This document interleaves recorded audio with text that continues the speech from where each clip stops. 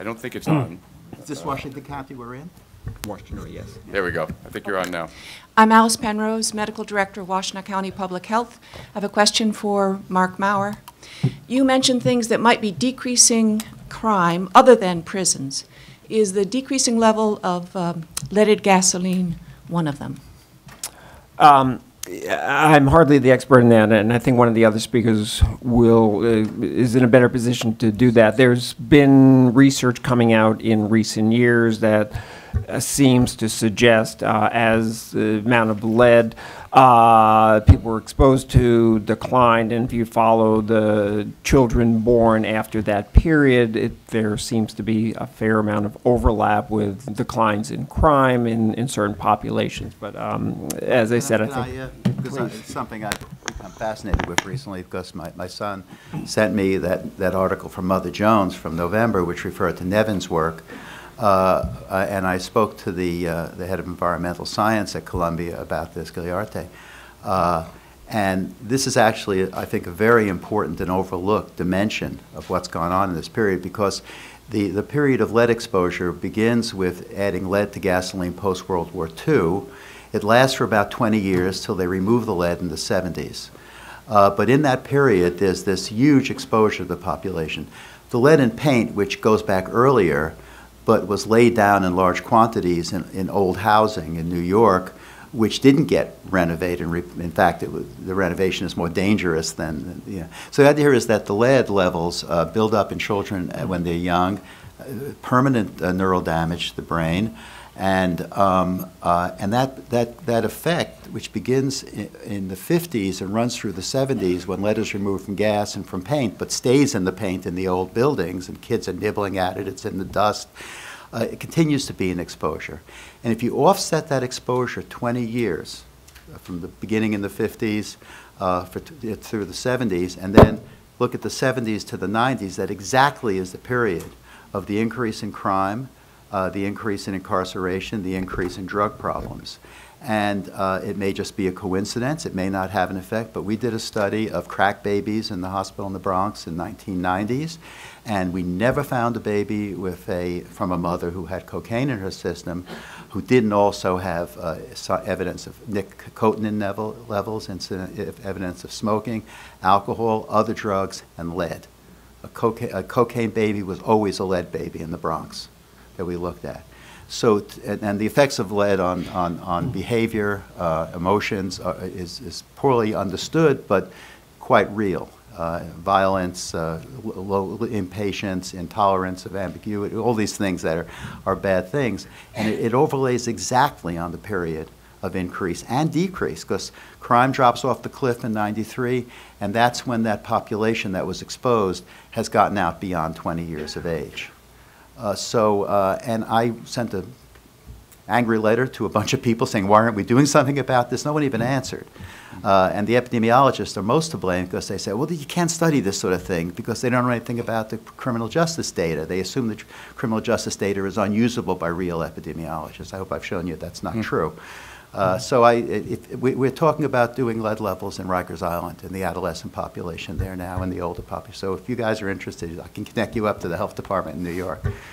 Thanks. We're going to alternate between questions from the floor and questions from the web. And first of all, thanks for that question. It really does bring to life some of the connections between epidemiological approaches and criminal justice approaches.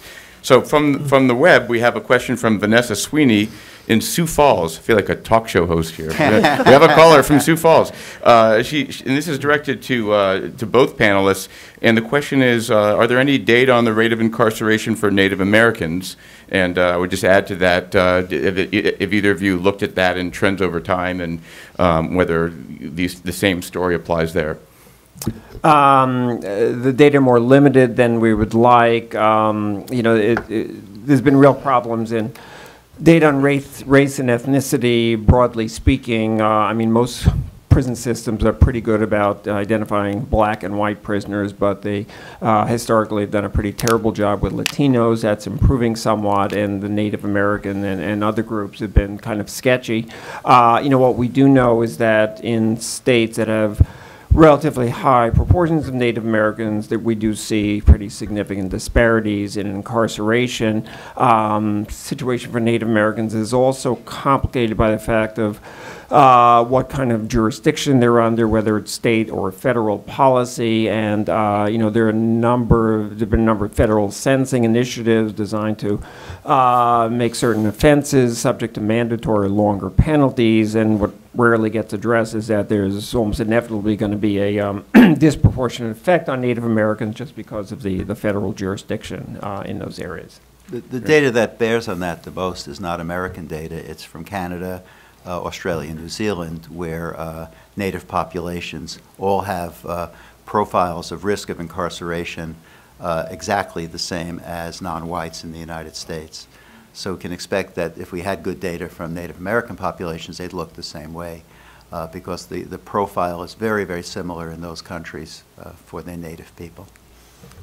Yes, I'm Dr. Ural Hill, Director of Hotep Christian Services.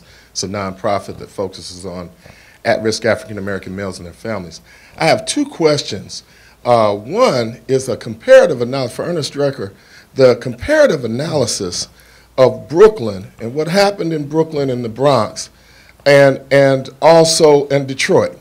And when you talked about the decrease in population, you know, we could probably do a corollary between Detroit and the drug offenses over the last 30 years, and just the lack of population, the decrease in the tax base. My question is, when you compare what's happening with this enfranchisement and disenfranchisement, including what happened with the emergency financial manager, could you do a comparison, kind of expound upon that enfranchisement and what you see happening in Detroit as compared to what happened in Brooklyn and the Bronx? I don't know Detroit. What happened in Brooklyn and Bronx is that the fires that burned out living space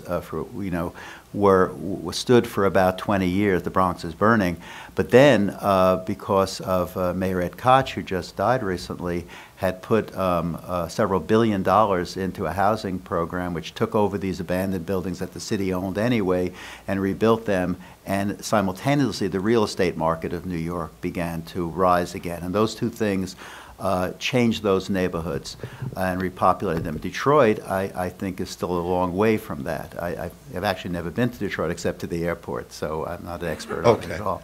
Well, I won't do a speech, but my second question about Detroit, but my second question is, when you spoke about where are the ministers, could you expound a little bit more on that? Well, that was that was Harry Belafonte saying that, and we know with the AIDS epidemic, we systematically, in the Bronx where I worked, we systematically tried to get the churches involved in that, going back to the first cases in the early 80s, and were unable to do that, basically. The churches, by and large, did not. They were churches that had AIDS ministry, some of the Episcopalian churches, but the historically black churches in the Bronx and Brooklyn were not prepared to make AIDS one of their agendas generally. Okay, I guess the last question. Were you familiar with the program at Abyssinian Baptist Church in Harlem? That's one of the that's one of the exceptions. Okay. Because Calvin Butt's a different person. The Youth Turn and New York Theological. Yeah. Okay. Let me just put in a quick word of support for the churches. I think there actually is increasing interest in the faith community, broadly speaking, around issues of incarceration and drug war and the like. And, we can debate, if it's sufficient or so. But, I think, and it's coming from a variety of ways, including from some of the evangelical ministries as well, and people approaching from different perspectives. So it's encouraging to see what's been happening. My remarks were about AIDS. Okay. Yeah. Thank you. Great. You should visit Detroit if you get a chance. I have a couple questions from the web that are related to this theme. The first one comes from Nikki Trevino. I'm not sure where she is from, but the email address is Cardia Services.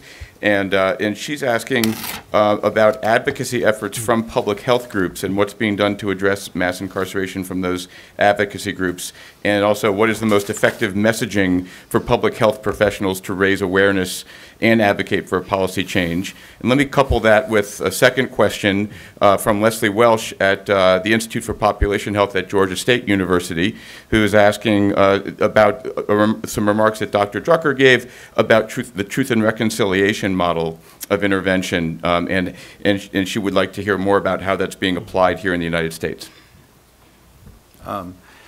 Well, the Truth and Reconciliation process is not often, people who work in it call it that, but they're called healing circles in some parts of the Midwest. Often faith-based communities are doing those.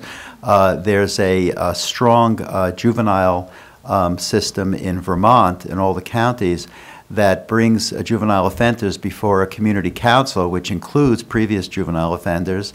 And the objective is to have the person cop to what they did and deal with it in front of the people they did it to, understand the human being was affected by what they did, to humanize the situation rather than dehumanize it, and with a goal to restoration rather than punishment. And they've been very effective. There's the next step in that in Vermont, 'cause my friend developed that program, Mary Ann Kennedy, is the linkages to policing. We're seeing another program of that around returning veterans who are subject to PTSD and are involved in drugs and violence and weapons, domestic violence.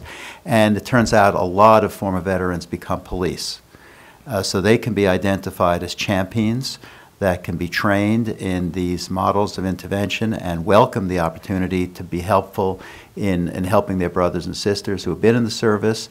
And so you get a foothold, because there's a group that manifests all the same problems of violence and drugs and craziness, and but without the belief in their evil, that they have to be punished for it, but rather it's recognized that in the service of their country, this was an acquired condition, and maybe that'll spread from there. Did you want to also respond? Well, let me just say one word in terms of sort of the messaging, and not speaking as a public health person, but it seems to me, I think one of the challenges we have if we do want to address mass incarceration, many of my reform friends and colleagues, I think too modestly in some ways, and I understand the political realities, but many people will often say, well, let's see what we can do to divert nonviolent people from prison, and prison should be for the violent people. And there too, it's much more complicated, and people, for one thing, have a long history of involvement frequently in a variety of illegal behaviors, some of which may be violent or nonviolent at various points in their lives. So we can't separate the people out, and I think the public health perspective may help to broaden the conversation about how do we understand these behaviors, where they come from, amenability to treatment and supervision and the like. So I think we can broaden that conversation. Thanks. Hi, my name, is this on? It is. Okay, my name is Liz Mosley. I'm actually a doctoral student over at the School of Public Health in the Department of Health Behavior and Health Education. And my research is actually doing comparisons between the US and South Africa. And so your points about mass incarceration in South Africa and also kind of talking about the reconciliation projects going on there were very interesting. But I also had questions about, you touched on some of the urban revitalization that is going on in the Bronx, and kind of, it felt like you were talking about that in a way of kind of dealing with crime, doing some primary prevention around some of the things that are, contributing to this, this mass incarceration that we're seeing. But I was wondering if you could talk a little bit more about how the way in which we're doing urban revitalization can actually contribute to further mass incarceration and further disruption of social networks among families of color. Because I'm seeing that both in the U.S. and in South Africa. And so it was something you just mentioned very briefly in your presentation. I was wondering if you could expand on that. I'm not as involved in community work as I was once upon a time, but the old saw was that it's not urban renewal, it's Negro removal. Right. And that's still largely true yes, with the gentrification. In fact, one of our graduate students at John Jay is doing his thesis on the role that policing plays in securing neighborhoods for gentrification. That raw neighborhoods that are crime-ridden attract policing. That in essence, between incarcerating people and then beginning to rebuild old buildings and get more upper income people into them drives a whole segment out of the population. One of the implications is that a lot of the people who go to prison for long terms can't come home to the same community. It doesn't exist anymore in the form. The network of people that were there have been dissipated between the incarceration and the rents, in New York especially. And Brooklyn is a prime example of that. So then, where do those folks go? Well, it's not clear. One of the things that needs to be done is to examine where they go. Hello, my name is Dr. Miranda Hill, and I'm a Director of Drug Information with Hotep Christian Services. And my question is on whether or not you have any comparative data on prescription drugs use as comparative with illicit drug use on the impact in mass incarceration. Glad you asked. We just got a grant from NIDA, Travis Wendell at John Jay, to look at the phenomenon of opioids, painkillers, that are now responsible for more overdose deaths than illicit drugs. Pharmaceuticals are responsible for more overdose deaths than illicit drugs now, which is very important in a number of ways, obviously the cause of death, but also it begins to lead us to develop the critique of the criminalization of some drugs, which in fact are less dangerous, and the promotion of the aggressive promotion by the pharmaceutical industry of these other drugs. I mean, Purdue Pharma that made OxyContin was fined $700 million. Didn't have a blip in their advertising or their sales. So the grant we got is to look at a phenomenon, which is that as doctors are getting squeezed around their ability to prescribe the opioids, and the liabilities that go with those because they don't know how to prescribe them and they kill a lot of people in the process, the price of those drugs has gone up. It's more difficult to get them from doctors, and the doctors are protecting themselves, but also the street markets in them have become expensive. So you have this phenomenon of people who start on OxyContin shifting to heroin because it's more available and it's cheaper. And it's a better drug, actually, in some ways. It's more controllable. I don't know where that's going to go in this country. It's happening in Canada and it's happening in Australia as well, similar societies, not to the same extent in terms of overdose deaths. Ingrid Binswanger is here. We'll talk a bit about overdoses post-release. But this is increasingly a part of the picture of it. Great. And it kind of begs the need for even developing biomarkers as to who in the population may be more likely to be addicted to the opioids. So well, it's the pain patients. Exactly. And they all meet DSM category, DSM-4/5 category identification of as addiction, but the practitioners in community hospitals don't generally know that or want to know it. Gets suppressed. Okay, I'm going to do two more questions, and we need to wrap this up fairly soon so we can move on. But before we get to Mary King, who's waiting, I have a series of questions from our webcast viewers, and I'm going to summarize them by saying that two of them are about geography and one of them is about age. So the questions about geography have to do with addressing the question of differences between rural, urban, and suburban areas in mass incarceration, and whether you can comment on what those differences are like and how they've changed over time. And then, and related to that, one of our viewers also wants to hear about whether the increase in single-parent households has been a major factor in the increase in incarceration. And then finally, about there's a question about trends among older black adults and incarceration. I'm going to take on part of it. In terms of geography, you know, the picture is fairly uniform across the country, I think. You know, in most states, the large urban metropolitan areas, you know, produce the most substantial portion of the prison population. So, you know, Detroit, Milwaukee, New York. Other cities, you know, typically 50–60% of the prison population is coming from the single most populous urban area of the state or so. You know, the one aspect of the geography is not sort of indirectly mass incarceration has been sort of the movement to build and fill prisons too, and this becomes the rural part of the equation where, you know, it used to be the case 50 years ago if the corrections commissioner wanted to come to a small rural town, say, you know, good news, we're going to build you a prison, they would be run out of town. And then 30 years ago, those towns, you know, sort of lost what a little economic lifeblood they had, and they started actively lobbying their political officials, who often had great clout, to build them a prison as a form of economic development. And the basis said nobody's offering us anything else, and this will create jobs. And the research to date shows that it's actually not such a good bet in terms of their overall health of their economy, but nonetheless, it doesn't stop them from doing it. So we have this sort of additional driving forces based on issues of jobs, economics, pushing politicians to expand the system that way. Maybe you're too modest, Mark. Maybe you could say a word about the 2 reports you guys have done recently about racial and gender changes in the arrest and imprisonment population. Mm-hmm. Well, just briefly, our report we did, Sensing Project, you can see on our website, but the first decade of the 21st century, actually a significant decline in racial disparity for the first time in a million years or so, especially among women. Broadly speaking, year 2000, black women were incarcerated about 6 times the rate of white women over the course of a decade.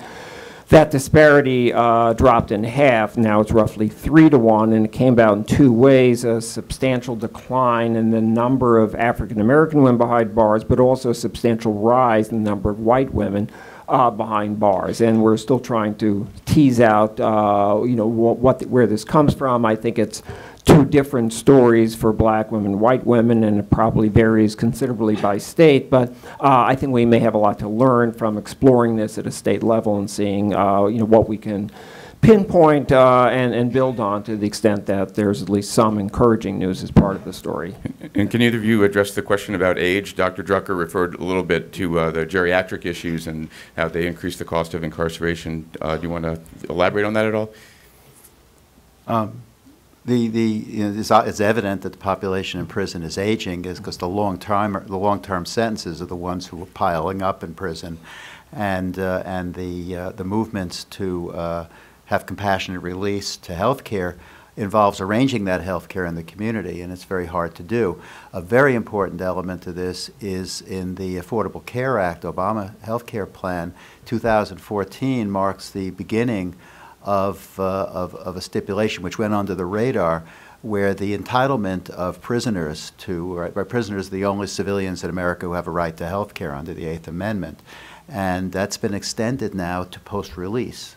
I don't know about the details of that, or whether it'll apply to people who have ended their parole terms, their post-release parole terms, but it seems to mean that there'll be unquestioned funding available under the insurance plans for the handoff from jails and prisons into community-based care, which has always been a monster. We've tried to do that with HIV, with TB for years, and it's been a failure because the guys didn't have Medicaid cards, and they couldn't get. They didn't have a home. They didn't have a home. They were unlikely to get involved in antiretroviral treatment successfully, and so on. So ACA is the answer. And again, Mark's group has put out a fabulous report on this, and I recommend it to you. And all the community health facilities who care about this are beginning to pay attention. Thanks. I'm really glad we got that point out on the table. That seems like a possibly big change coming down the pike. Mary, did you still want to ask a question? This will be the last question. Okay, my name's Mary King, and I coordinate the prisoner reentry program in Livingston and Washtenaw counties. So Dr. Penrose's question about lead exposure in the 80s got me thinking about another phenomenon that happened in the 80s, and that was the deinstitutionalization of our mental health system. And my question is, what do you think what impact do you think that had on the large increase in incarceration? I mean, I've heard some people say, kind of ironically, that we didn't really deinstitutionalize the mental hospitals. We trans-institutionalized people into the prison system. So that's unquestionably true. The deinstitutionalization begins in the 50s, but it empties the institutions out by the 80s, that's for sure. And they were supposed to be replaced by community mental health centers, and of course that never happened. The Vietnam War happened. That's where the money went.